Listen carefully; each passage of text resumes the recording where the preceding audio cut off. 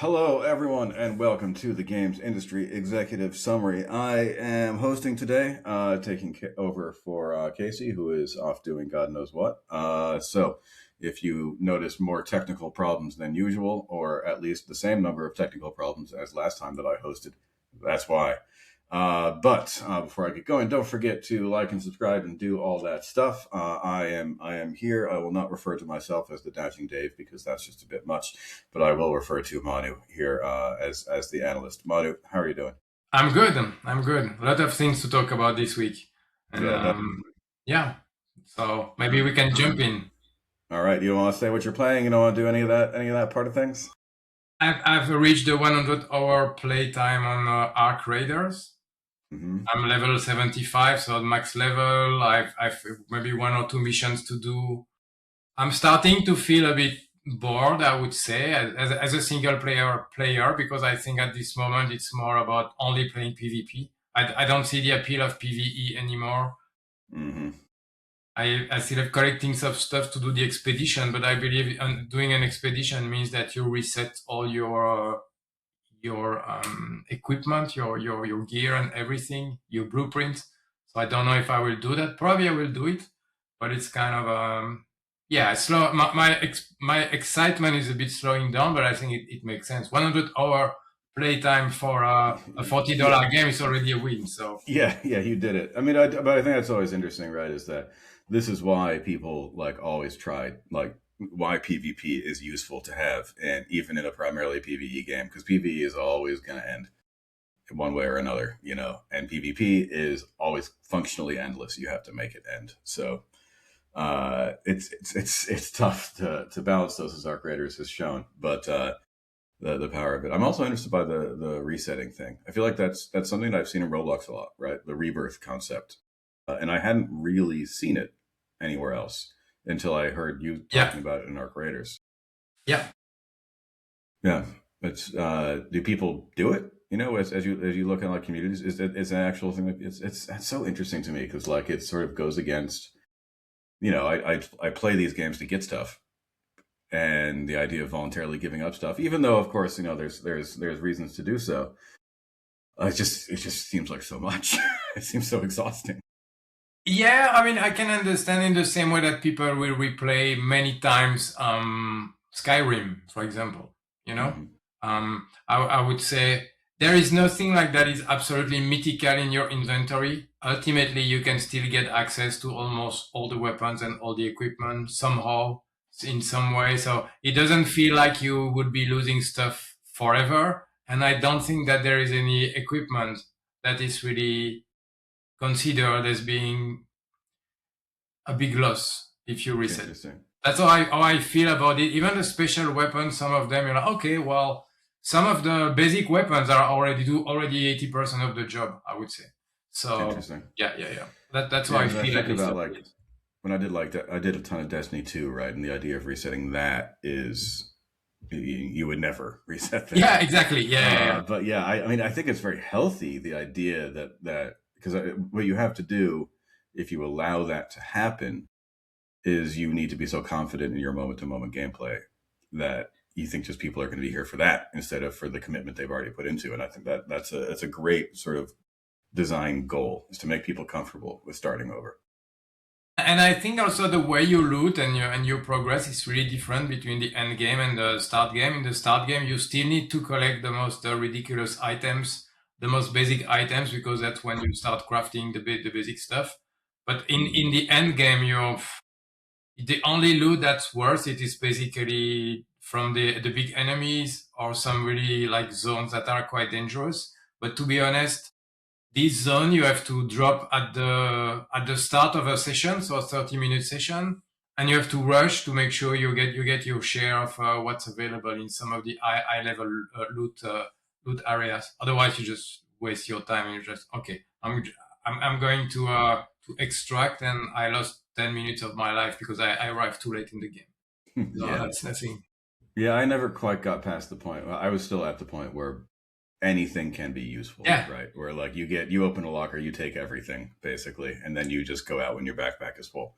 So yeah, I mean, honestly, for me, I'm still, I feel like I'm saying the same thing every week, but I've been so busy that I can't talk about anything that I'm playing. Yeah, So, like, I I'm see. playing a ton of video games right now. However, I will not be discussing any of them Yeah, you can't in a talk public about them. forum. Yeah. Yes, I I'm see. trying to think about am I playing that?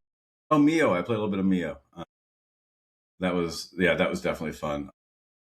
I haven't gotten to the part where I think it might distinguish itself more. But Yeah. what I've done so far, I've done like 3 hours, and it's Okay. definitely like a really solid, moody Metroidvania. It's scratching that itch, I think, to a certain degree. More, I mean, the combat is not as tight as Silksong, obviously, but it is Mm-hmm. also not. It's not as mean as Silksong, and so Okay. I'm able to Yeah. enjoy it a little bit more. And it's got vibes. It's got a lot of vibes. I'm just waiting for Resident Evil Requiem. I think that's the next game I will invest time into at launch. Mm-hmm. Probably, I can't wait for it. But Yeah, I got to other get than it. that, I've seen Cairn, the climbing game. Mm-hmm. I have That's gotten a the lot of write-ups. I've seen that written up in a lot of different places. Yeah, yeah, yeah, So yeah. I have the demo installed on my computer. I've not even launched the demo. I have a game. Can you just maybe show it on the screen? It's yeah, called sure. TR49. TR49. It's a puzzle game which has overwhelming positive reviews on Steam. It looks like a nice um, peaceful game you can play on the side. It's just puzzle game. I'm always down for one of those. Share screen. TR49. Here we go. So let's see. Let's take a look at this. Mm-hmm. Mm-hmm. Looks sort of it's a puzzle game. It's clearly in the like the great grandchildren of Myst, I guess. Yeah, potentially. Overwhelmingly positive at 574. That's not bad.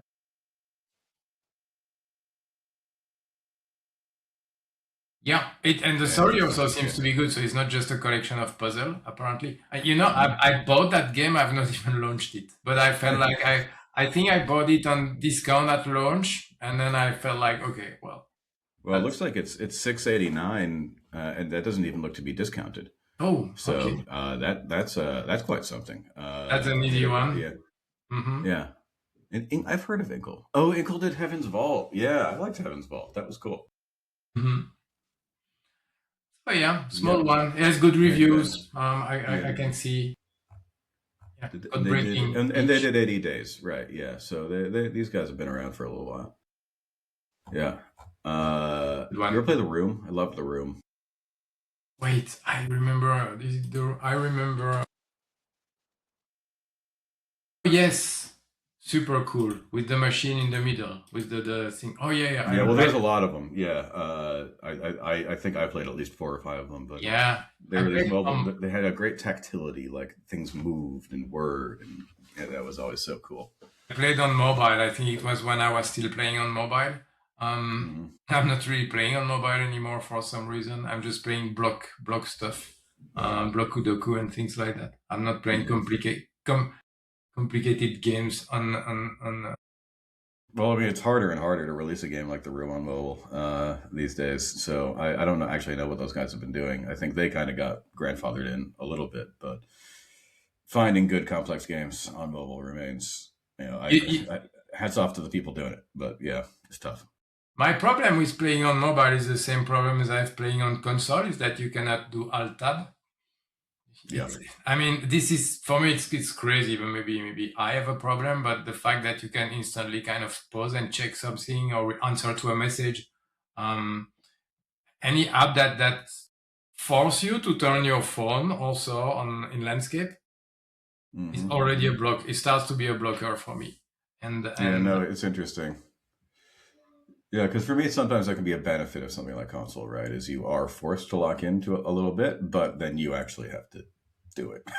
yeah, that's exactly, that's the exactly. I issue. mean, maybe Yeah. that's my way of consuming video games now, and I'm much more into microbytes. But then I have like a 2 hour session, but I would maybe pause a few times because I need to reply to a friend or to check something online. So that really depends on how you consume that. But being really locked in a game without doing anything else, that barely happens to me.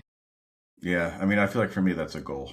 Like I often I save games that seem like they might be more emotionally involved or like Yeah, slow for airplanes. So like I did a short hike is a perfect example of an airplane yeah, game for me because I just can't imagine finding the mental space to sit down and focus on that in my yeah. day-to-day life.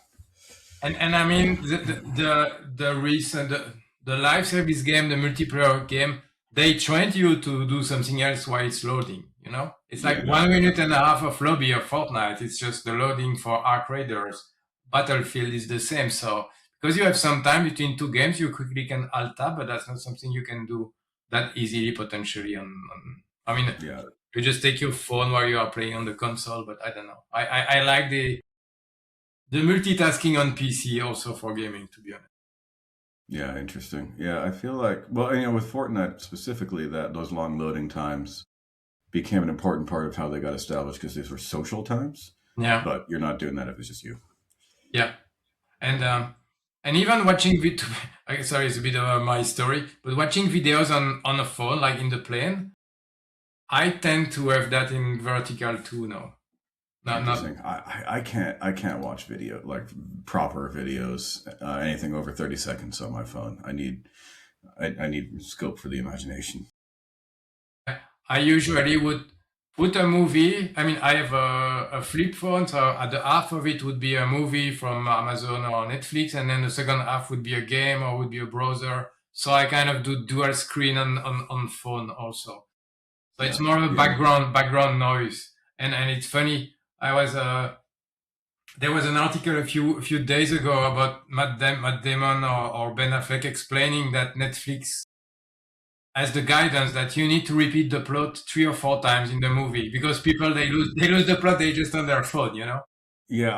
I've read various people saying that about Netflix, which I think is just the dumbest thing. That like, yes, people do that, but like your goal should be to capture their attention, not just capitulate to their inattention. Yeah, and I Uh, think in movie theater the moment we have screen that don't give brightness for other people, you would have people watching their phone while they are in the movie theater. Yeah, I mean that's what I love about going to the movie theater is like I Yeah, feel like there is a lot of distraction in the world. As most people in the video game industry, I think are, I am particularly given to distraction, yeah, and so I need to find ways to force myself to really exactly. focus in. I was just playing squash, hence my slightly red Yeah, complexion. That's another way of doing it. But like, yeah, with game, and again, that's the airplane concept, right? This is the time when I can tell myself that mhm. I'm allowed to just sit and play Lake or Short Hike or whatever. Thomas Was Alone, something like that. But I believe that Nuzu may have some content for us to look at. Should we do Absolutely. that? Let's jump in. Let's do it. So this is why don't you just give a little introduction as to what we're looking at. Yeah, so this is the top 2025 by title. There is by engagement and by revenue, and this is for the new titles, at least Okay, for all right. revenue. So that's The okay. titles released in 2025. Okay, so here is PC console. So let's look at PC. So Schedule One is number 3. That's really man. That's great for them. I hope they feel Yeah, really good about that.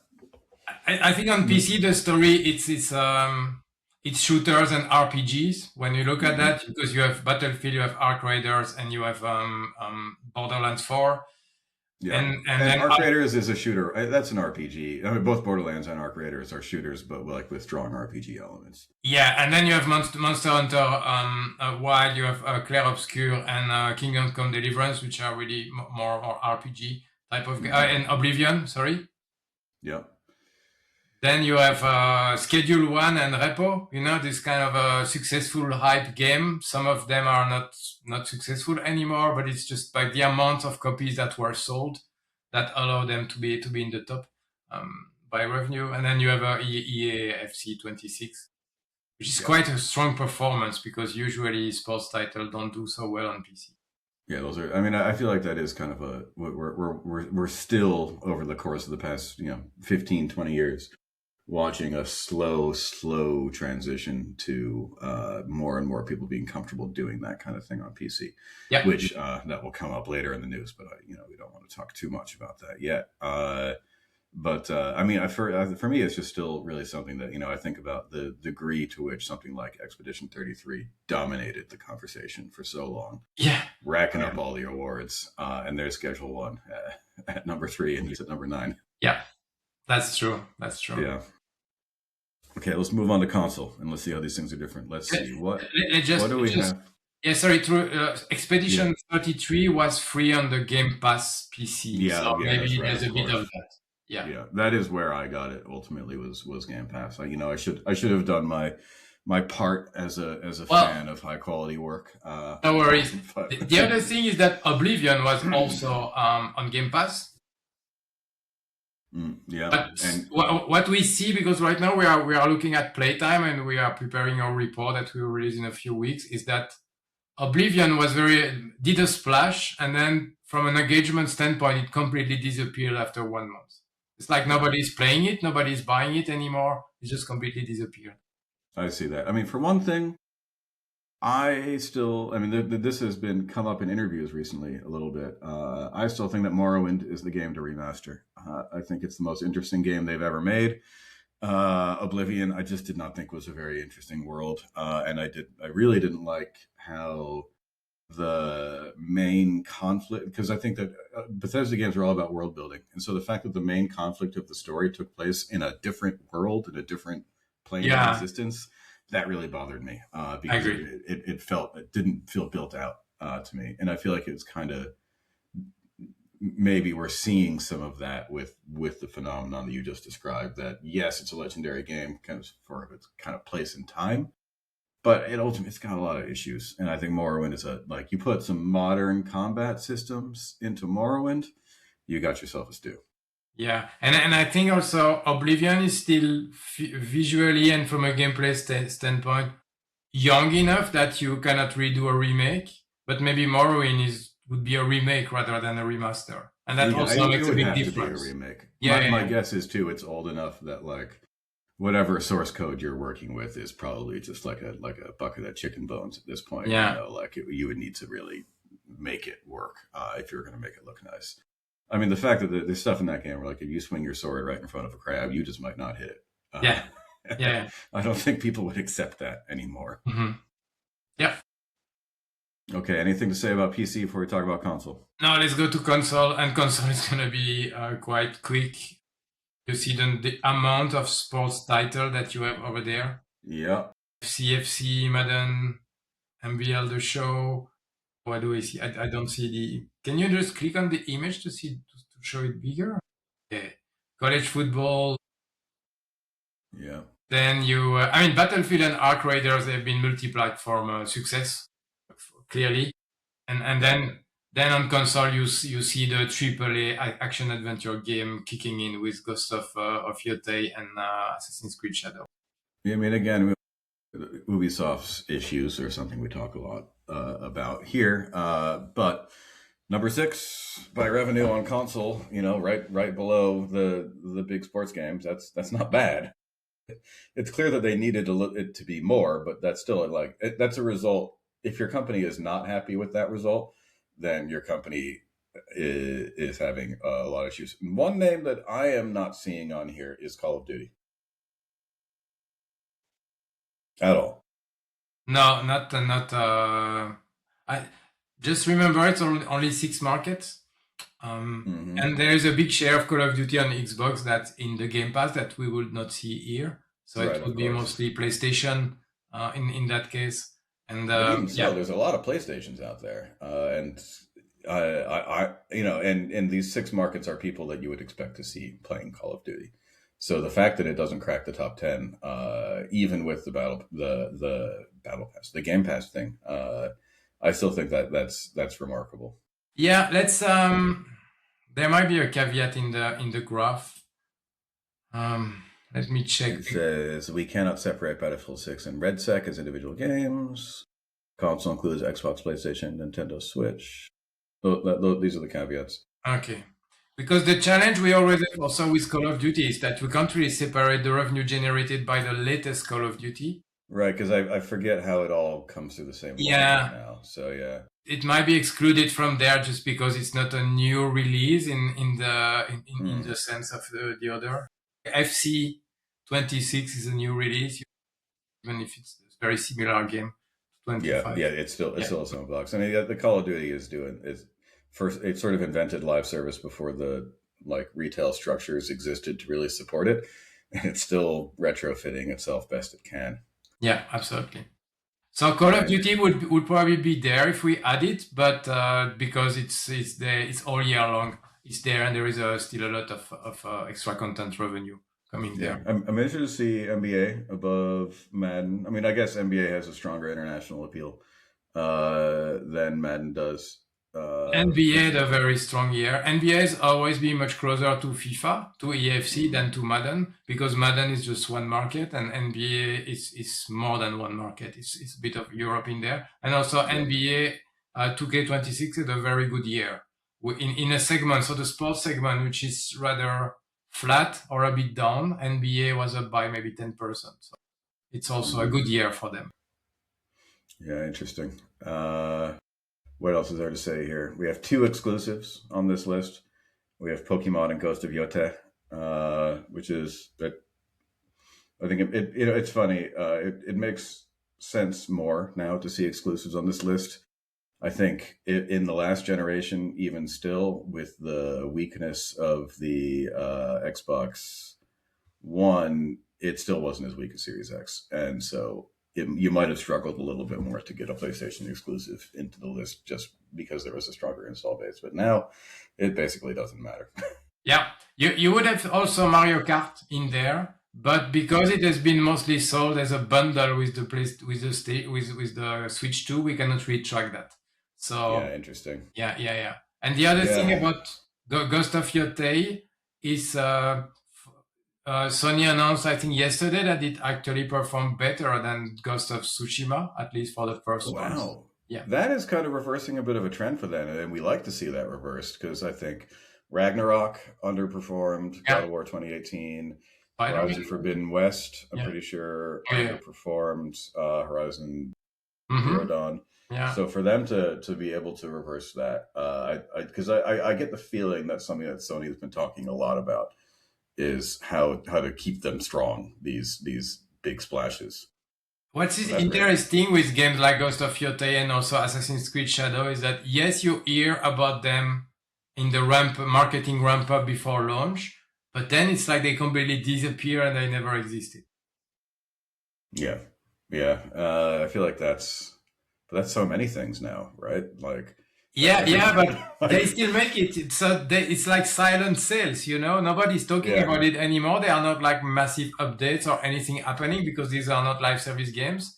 But they are still they manage to go to the top. While you hear about Arc Raiders every week, sports title, they have regular updates, Battlefield also. So quite interesting. yeah. I mean, that's always been the thing, right? There's a lot of people I know that play games, but like aren't watching streams, aren't reading a lot of gaming news. You know that kind of less engaged consumer. They knew about Yote. They didn't know about Schedule One, but they knew about Yote. You know, and Absolutely. I think it cracks into that. All right. Is there anything else we want to say about this list? No, I think we're good. There are some Hmm. other stuff in there, but We've done we can Spotlight on switch. Yeah. Switch. Yeah, interesting to see. I'm interested that Donkey Kong beat out Hades and Silk Song here. Uh, and as you say, Mario Kart World is hard to. Yeah. And then engagement. Well, we talk about this every week, right? This is basically Steam DB, with a little changed. Okay. Do you want to keep down on this list, or move No, on I to think we can another stuff? switch to other topics for this week. That's just Okay. I think the revenue part was quite interesting because that's where you see the titles released this year. And when it comes to engagement, we will talk about that when we talk about playtime in a few weeks, so we can address that later. Okay. And now I think we can talk about a big, somewhat silly thing that happened recently, which was Google's Project Genie. And so basically, what happened was Google released an AI tool for creating virtual worlds. And I think a lot of people don't understand some parts of this or how it works. So a lot of gaming stocks collapsed. What I think is so basically, people would say, "Make me Breath of the Wild," and then it would make it a version of Breath of the Wild you can kind of run around. And like for one thing, it's like you guys, this doesn't work unless Breath of the Wild already exists.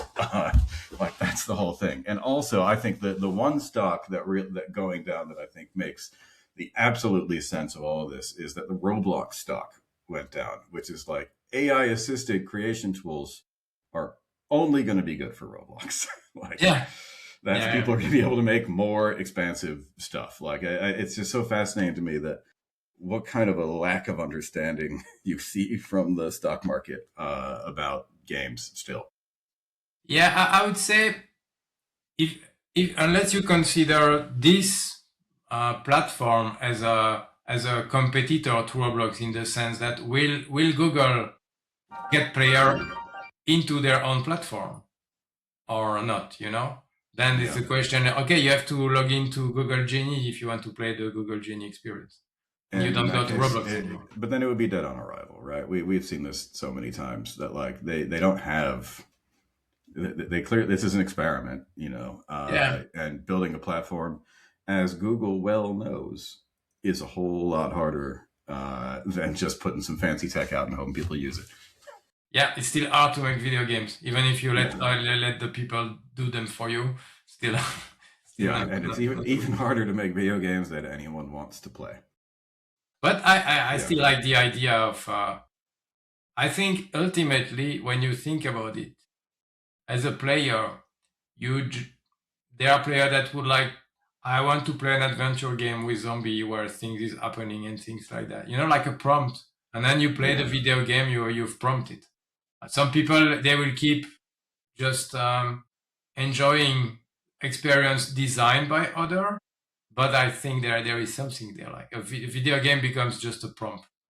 yeah. But I like then it's just not going to be that interesting. Like, yeah, then you can. It's the same with a lot of these tools that you Yeah, wind up like screwing around and asking it to do a few things, like Sora, right? You're going to ask Sora to make a couple of videos. You can say, haha, those are some funny videos. That was a fun time. And then when it comes time to actually entertain yourself, you're going to go to a streaming service with things made by people. I don't know. There are so many people that are just entertaining themselves with um, Instagram reels and stuff like that. They don't really care about the production value of that. So Yeah, but but a lot of Instagram reels are made by people, and that's like their main yeah, selling point, right? Is that you yeah, have this kind of like it's this direct line into this yeah, person's life, which might be imaginary, and more Instagram reels are imaginary, but still, that is the theoretical selling point. And I think yeah, that even that they're trying to like back off some of that stuff too. hmm yeah. And I mean, I think ultimately, and again, why I think that these stock movements is so backwards is that like by far the biggest benefiters, like let's say that this technology works and is great and is doing what it wants to do. Google is the biggest benefiter, right? Because it made it. But by Yeah. far, the other biggest benefiters are video game hmm developers who can now make stuff cheaper. That's what it is. Like that will be its main function is to allow people to save money on making games. I got that, but at the same time, it lowered the entry barrier for new more competitors. Yeah, that is true. Actually, So may the big houses, which is why Roblox is the ideal people because they are already dropping that barrier to the floor, yeah, and so they'll exactly. just get more stuff at that point. But let's say you can design the next Mass Effect game within this tool, then you become a competitor to EA for 1% of the price that it Yeah, no, takes to. definitely. So I don't know. As usual, I think that if you look a bit at the stock market recently, There's been some sell-off also on the tech stock, on the software stock. Sometimes some news are a good excuse for people to get rid of their bags. So it might not Yeah, be exactly. just, oh my God, everyone is panicking just because they saw a video from Google. I think there is Right. more to this. Yeah, I mean, we're all anxiously waiting to see if this bubble pops. I would prefer that it doesn't, Mm-hmm. even though it probably should. Mm-hmm. Yeah. All right, let's see what else we got here. So we have done. Oh, the Steam Machine. We Yeah. talked a little about. We mentioned that earlier. I am still really at two minds of this thing. You know, like I really don't know. I really don't know what the upshot of a Steam Machine could be. I mean, I think you were mentioning that one of the issues here is that we still don't have a price. We still don't have an exact release date because I have to imagine that working in PC hardware right now is just, you're just guessing, basically. Yeah. Like you have no idea what's going to happen 6 months from now. Absolutely. Yeah. What's a bit interesting is that AMD had this earning call this week, and they announced that everything was on track for a release in early 2026, and we are in February, so that's what I would call early 2026.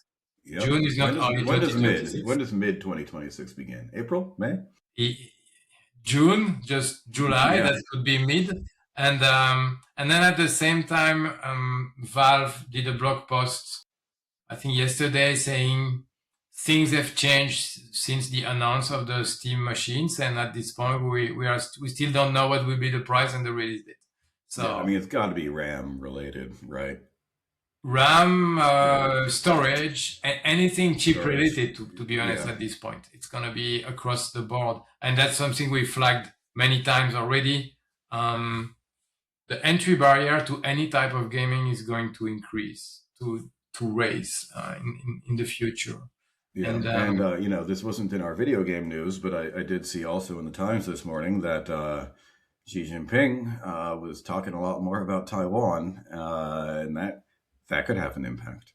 yeah, absolutely. But I mean, Yeah, Taiwan has been for a long time, so I think it's yeah, like it will happen. Whatever happens will happen at some point.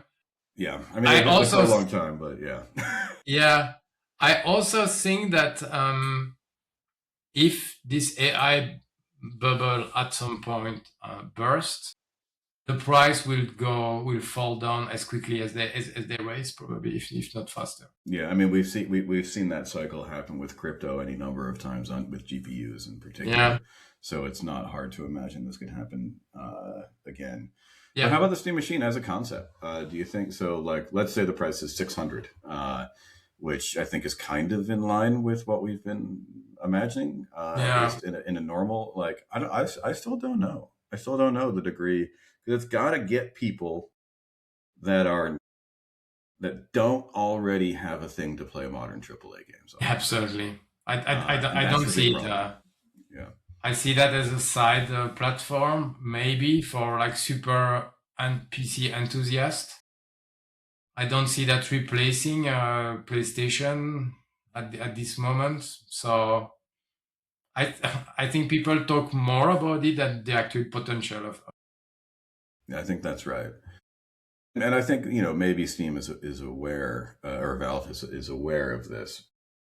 I mean, for one, like I do most of my gaming on PC. A lot of people I know do too. And generally speaking, if I want to put it on a big screen, I also kind of can. Yeah, Like it's fine. Like I do actually. My like streaming device in my living room is a mini PC. Like you don't need a console style operating system yeah, to play games on a big TV. You just gotta plug it in and then like use a wireless keyboard for a second. yeah. It's like a core gamer ecosystem for casual and a casual machine hardware. I don't know. There's Yeah, just something is strange over there. In the same way that imagine tomorrow PlayStation would release their game on a PC, but you need a PC OS operating system, a yeah, PlayStation operating system on the PC. Something like that. It's I don't know. yeah. I think you get a lot of things like this where they're aimed at a market that doesn't really exist. because they theoretically are out there to like lower the barrier to PC gaming, but are they actually doing that? Are Yeah, they actually appealing to people that are interested in that? And I think that if people want to buy a console, they're probably just going to buy a PS5 it's and gonna be not the buy a same PC. price. Huh? Yeah, exactly. Mhm. And like for the people that might be this kind of nebulous market of people that aren't already at their PCs playing all stuff and might not already have a way to stream it to their big TV or whatever. That kind of weird nebulous market. It's just they understand buying a PS5 more than they understand, and it requires a lot of adaptation for them to do that with ultimately questionable upside, right? You get Ghost of Yotei, you get FC, you get all these big games on your PS5, you're okay. And like I can make the argument, but ultimately it's just kind of a headache. All right.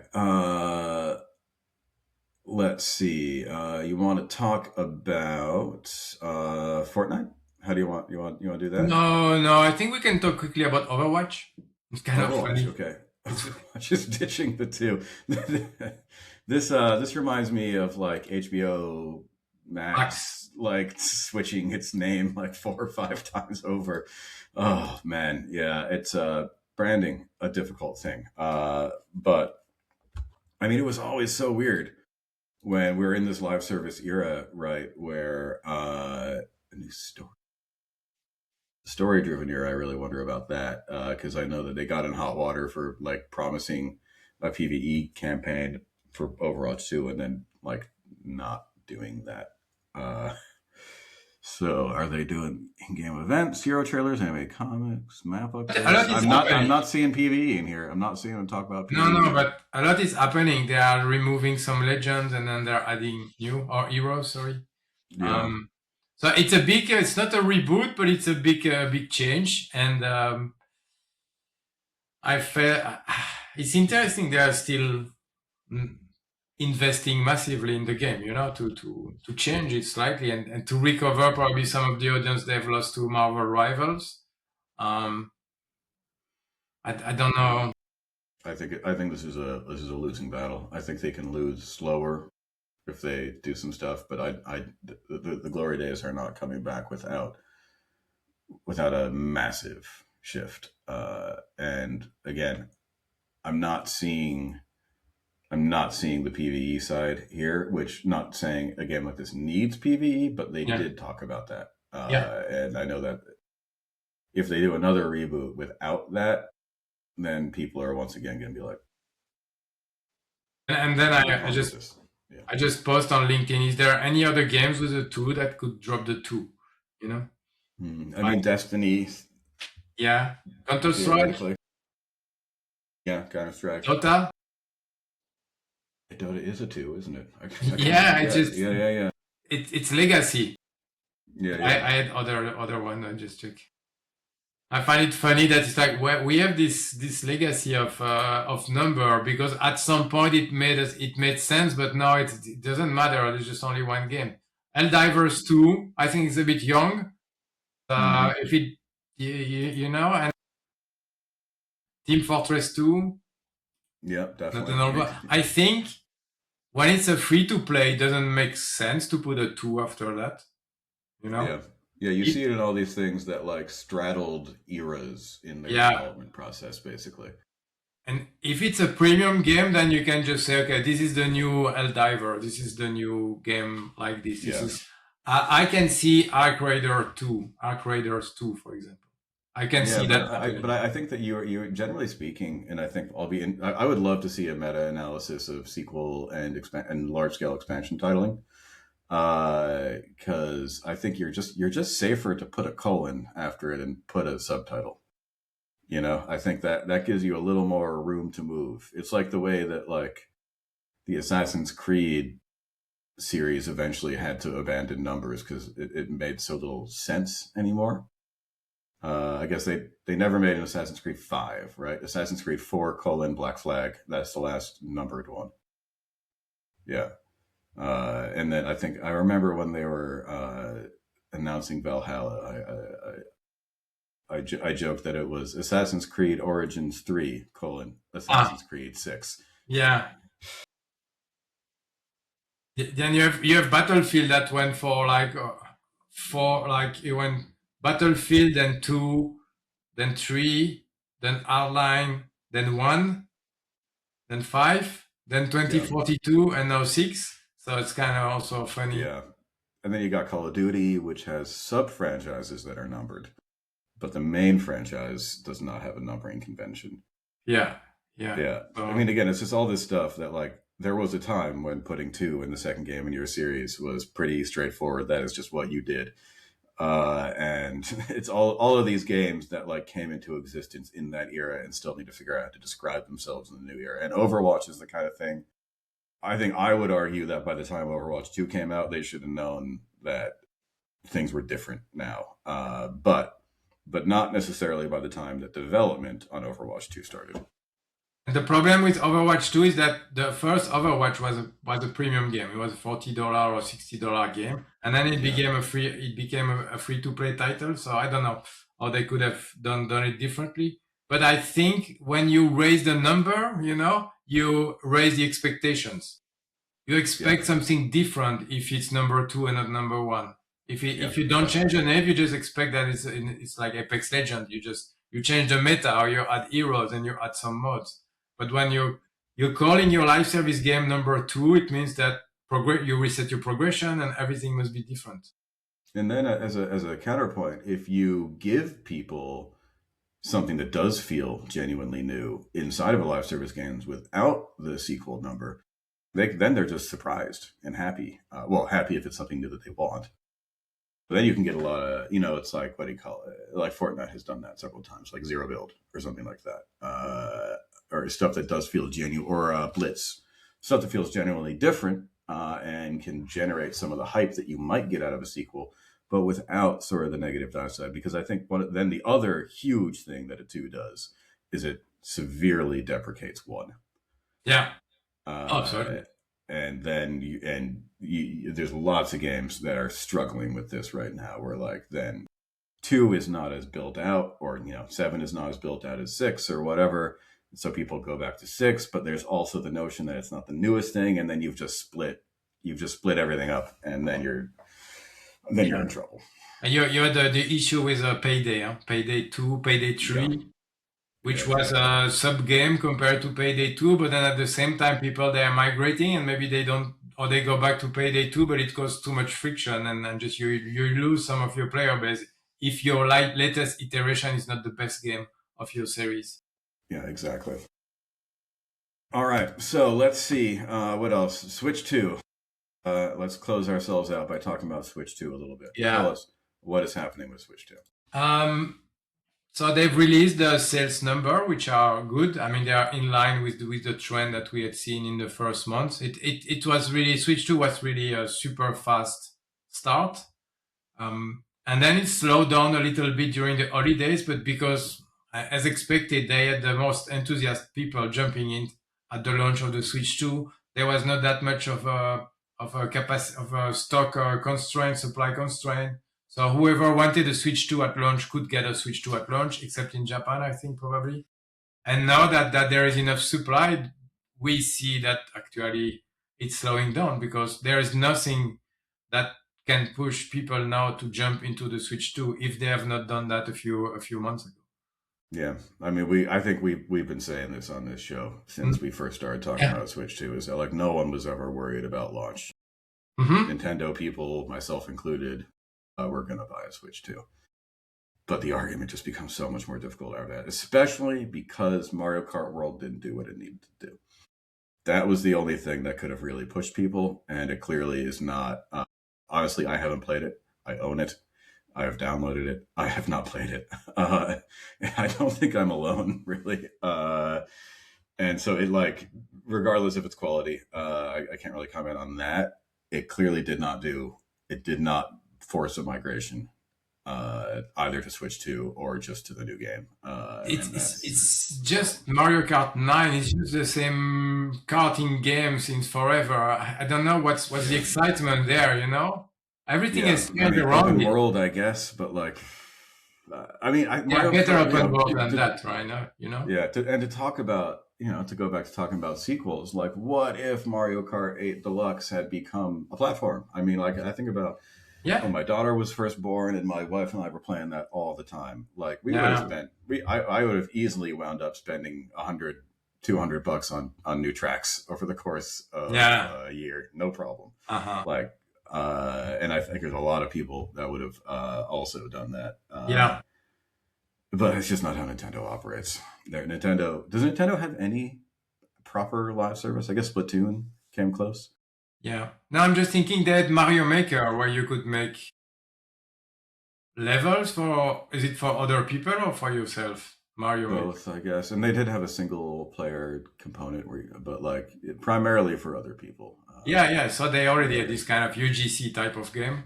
yeah. Um, But I don't it know. wasn't like it was UGC, but not really live service. I don't think because it wasn't monetized past the initial purchase. I don't think that could be wrong. Why do you like to play Mario Kart? Well, it depends on the situation. One, in a basic way, really tight, nice or really tight, nice racer. Uh, just in a basic way, well made game. Second, I already know about Mario Kart. When I boot up Mario Kart, there are no surprises as to what I'm getting, and that's helpful for any game, as we well know. That's a huge part of the industry right now. Third, and I think this is really crucial, everyone likes Mario Kart. Everyone knows about Mario Kart. And so if I've got people over at my house, I'm not making the wrong decision by putting Mario Kart on. I have a tradition actually on transit, whether like a long train or a plane ride. If I'm there alone, I must challenge the person next to me in Mario Kart, and I have never been turned down. Wow. Okay. Excellent. Like all kinds of different people, Yeah. young, old, whatever. Hey, Everyone likes Mario Kart.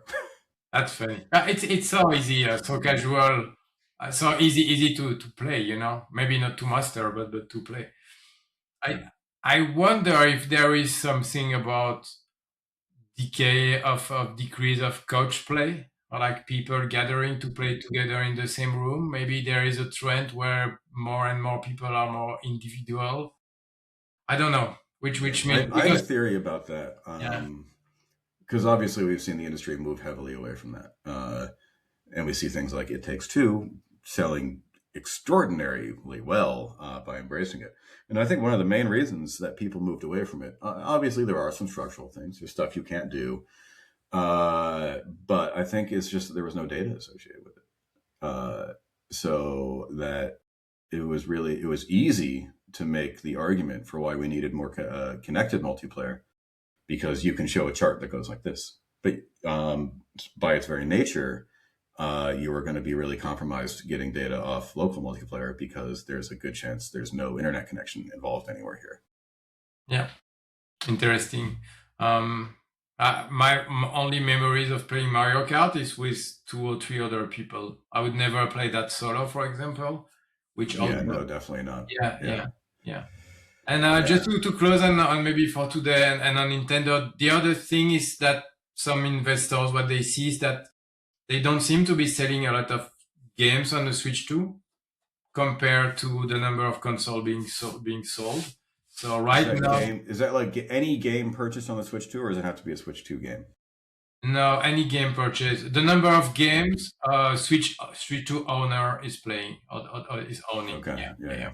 And I think one of the reasons is that we've still not seen the third party strategy really be successful.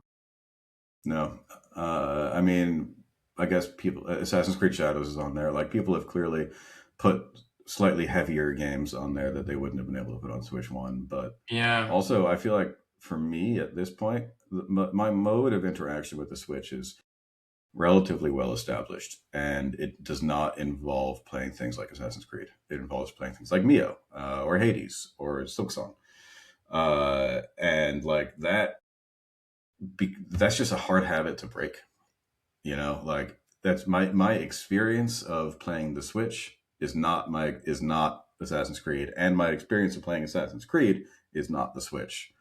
And like it's these kind of core people that you're talking to, and like you're not.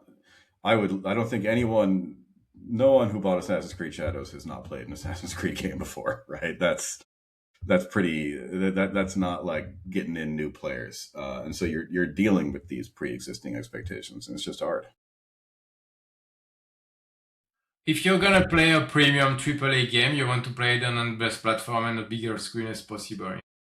Yeah, If and you the Switch have a does go Switch, on the big screen, but if you have a Switch and a PlayStation, you're gonna play it on the PlayStation. Price is the yeah, same. It's not even that it would be half the price on Switch because of the technical limitations. Yeah, yeah, totally exactly. makes sense. And again, it's the same reason as Mario Kart, right? You just do what you've already done, Yeah, and you need a compelling reason to do something else. Like if I'm gonna for my kart racing needs, if I'm gonna do Sonic Kart Racers or whatever it's called, I need a very very compelling reason to make that shift because Mario Kart is already doing what I need it to do. yeah. So as a consequence of that, I don't see any third-party multi-platform titles being successful at $80 like Mario, like the No, first-party game will be on Switch. There's no no, way definitely not. they can be there. If it's not an exclusive. Yeah, I mean there are so few things that can fight up at $80, and I think even Nintendo is going to find out that just having it be a Nintendo game is not necessarily going to be enough to make that work. Yeah. I think one of the arguments to buy a Switch 2 now it's because the price is only going to increase with time. So maybe it's Yeah, exactly. still the right moment to buy one if you plan to buy one at some point. But at the same Yeah, time, bubble bursts. yeah, for me it feels like when you are switching from iPhone 16 to iPhone 17. It's the same operating system. Everything is the same except it's a bit faster. Maybe from a Yeah, cosmetics a bit it's a different. little bigger. It feels a little more premium, and it's like and that is definitely for idiots like me that are just going to buy it because I don't know, I like my Switch. Yeah. Yeah. Whatever. But like that's limited. That's always going to because an iPhone is something people use every day, Yeah. and as a result, that puts a little bit of wear on it. So an iPhone is not supposed to last as long as a Switch is. Yeah. So yeah, let's see how it goes, but it's aligned with our expectation. A strong start, but now it's the real story. It's now how do you got 100 million console? That's the Yeah, question. and also like I'm sure they have other Switch 2 exclusives in development, and we'll see. Well, yeah. Nintendo has, but I don't know about the third party, the other. Oh yeah, no one but Nintendo has a Switch 2 exclusive in Exactly. development, certainly. But like I wonder when because they're gonna do a Mario, right? That's like written basically, Yeah. and I don't know. Does that move the needle, or does it just mean that you're selling fewer copies of your new Mario game because you're only selling it to these people that have bought a Switch 2? Yeah. All right. All right. That's what we got. Anything else you'd like to add before we close out this lovely podcast today? No, I think we're good. It's that time. I think we are close to 15 minutes. Perfect. Good Yeah, chat. we're 52 minutes and 59 seconds. All right. Thank you all for joining us this far. Again, don't forget to hit all the buttons to like and subscribe. I hope that my clicking abilities at least rivaled Casey's, and we will see you all next week. Bye-bye. Goodbye.